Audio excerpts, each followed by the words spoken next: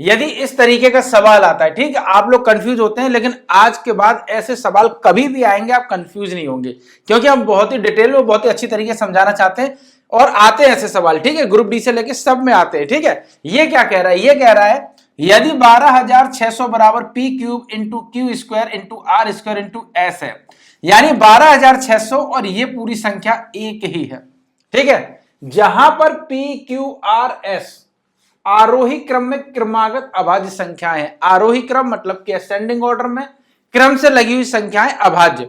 अच्छा, अगर ये अभाज्य नहीं लिखता तब भी आंसर आ जाता, क्योंकि अभाज्य ही संख्याएं क्रम में हमें निकालना है, तो संख्या हर एक संख्या अलग होगी, ठीक है। तो 4p minus Q minus R plus S square कितना होगा, समझ कर देखो कि अगर ये संख्या हम छोटी कर देते, सपोज दे मैं मान के चलता हूं कोई संख्या हमारे पास 250 है, ठीक है, और वो कह रहा है कि ये संख्या लिखी हुई है, ठीक है, पी क्यूब इंटू क्यू। तो हमें ये प्रूफ करना है कि पी क्यूब इंटू क्यू कैसे लिखी हुई है, ठीक है। तो हमने क्या किया, हमने इसके खंड निकाल लिए, क्योंकि हम ये निकालेंगे ना क्या क्या है इसके अंदर। तो क्या क्या है इसके अंदर, इसके अंदर सबसे पहले 2 है, 2 एकम 2, 2 दूनी 4, 2 पंचे 10, 2 छक 12, वो 5 दूनी 10, पचम 25, पचम 25, 5 एकम 5, यानी कि इसके कितने 5 गुणे 5 गुणे 5 इंटू 2, यही तो गुणनखंड है। तो ये क्या कह रहा था, पी क्यूब, यानी कि हमारा पी क्यूब ये होगा। अगर इसने अभाज्य लिखा इसका मतलब कि एक तो क्रम में लगे हुए हैं, अगर क्रम है तो भी हमें बड़ा लिखना था, इंटू 2, 5 5 5 5 की पावर 3, ये तो समझ गए होंगे, 5 की पावर 3 इंटू 2, यानी कि पी हमारा कितना निकला 5 और क्यू हमारा कितना निकला 2। वही ये पूछ रहा है P cube Q, P cube into Q square into R square into S, ठीक है। तो हमने क्या किया, हमने लिखा 12,600। अभी मैं एक सवाल भी आपको दूंगा, ठीक है, थोड़ा सा अंतर करेंगे लेकिन आप सॉल्व कर लेंगे, उम्मीद पूरी है, ठीक है।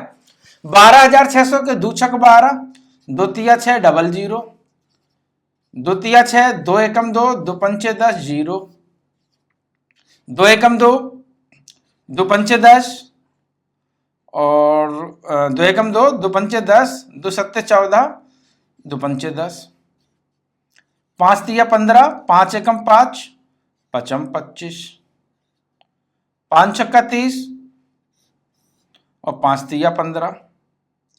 फिर यहां 3 से काटते हैं, 3 दूनी 6, 3 एकम 3, 3 सत्ते 21 और 7। यहां पर क्या अभाज्य गुणनखंड निकले हम पहले लिख लेते हैं, इसको रब कर दें, समझ गए होंगे। तो यहां पे निकला है हमारे पास 2 गुणे 2 गुणे 2 गुणे 5 गुणे 5 गुणे 3 गुणे 3 गुणे 7, ठीक। हमने कैसे भी निकाले, हमें कोई मतलब नहीं। अब वो क्या कह रहा है, वो ये कह रहा है आरोही क्रम। आरोही क्रम मतलब सबसे छोटा, यानी कि पी। तो पी क्यूब है 1 2 3, 2 का क्यूब, देखिएगा हम वही लिख रहे हैं पी क्यूब, हम ये लिखे देते हैं P cube into Q square into R square into S, यही निकला होगा, देखो। फिर उसने क्या कहा, फिर हमारे पास इससे बड़ी कौन सी संख्या है, उल्टे इधर चले गए, 3 का स्क्वायर, यानी ये हमारी क्यू है, 5 का स्क्वायर, इससे बड़ा यही तो है ना, तो 5 का स्क्वायर इंटू 7, देखो वही चीज लिखी है, एस 7 है हमारा। अब यहां पर सब कुछ प्रूफ हो चुका है कि पी क्यूब यानी कि 2 का क्यूब, यानी कि पी हमारा कितना है 2, क्यू हमारा कितना है 3। देखिएगा मैं लिखा निशान लगा दे रहा हूं ताकि आप समझ सकें। पहले आप ये बताइएगा इस बोर्ड पे दिखाई दे रहा है, वरना और लाइटनिंग लगाएं, क्योंकि ज्यादा लाइट लगाने से क्या हुआ कि बोर्ड ही बहुत ज्यादा चमकने लगा, ठीक है। तो कमेंट करते रहना, बताते रहना। आर हमारा कितना है 5 और एस हमारा कितना है 7, एक बात क्लियर हुई। अब उसने क्या कहा 4p, मैं सिर्फ आपको बता रहा हूं, डायरेक्ट करने के लिए तो डायरेक्ट कर दो, कोई दिक्कत नहीं, आर प्लस एस का स्क्वायर, ठीक है। तो अब यहां पर क्या है 4p कितना है 4 इंटू 2 माइनस क्यू कितना है 3 है, आर कितना है 5 है, प्लस एस का स्क्वायर 7 49। आई होप समझ में आया, ठीक है। 4 दूनी 8 प्लस 49 माइनस 5 3 8, 5 6 7 8, ठीक है। तो 8 से 8 चला गया, आंसर आया हमारा 49। ठीक है, ये बात समझ में आई आपकी? ठीक, क्या हुआ, ये जो हमारा 49 आंसर आया, इससे पहले हमने सवाल को पढ़ा, सवाल को समझा, सवाल को जाना। अब यही सवाल अगर मैं चेंज कर दूं, बताओ करूं या नहीं करूं? आप चाहते हैं कि जो भी मैं पढ़ा रहा हूं उस पर एक या दो और भी मतलब क्वेश्चन आपके साथ डाल दूं, ठीक है, लेकिन थोड़ा सा अंतर करेंगे, बिल्कुल सेम नहीं पढ़ेंगे। ठीक है, स्क्रीनशॉट आप ले सकते हैं। ठीक है, सिर्फ आपको कुछ नहीं, गुणनखंड निकालने, मैंने वैसे ही किया।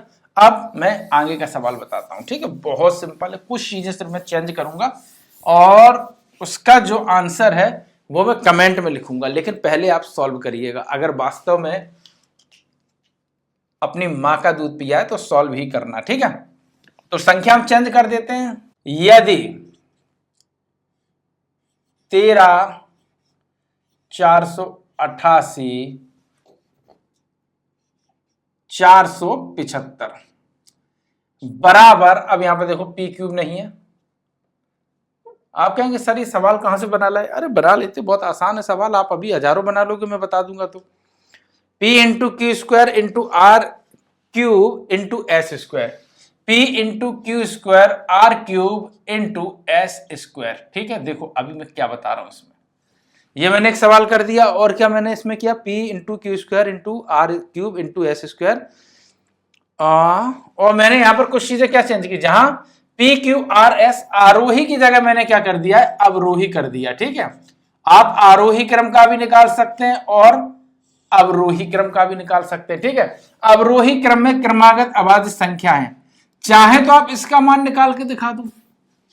ठीक है, इसी का निकाल दो, इसका भी मान निकाल आएगा, कोई टेंशन थोड़ी नहीं।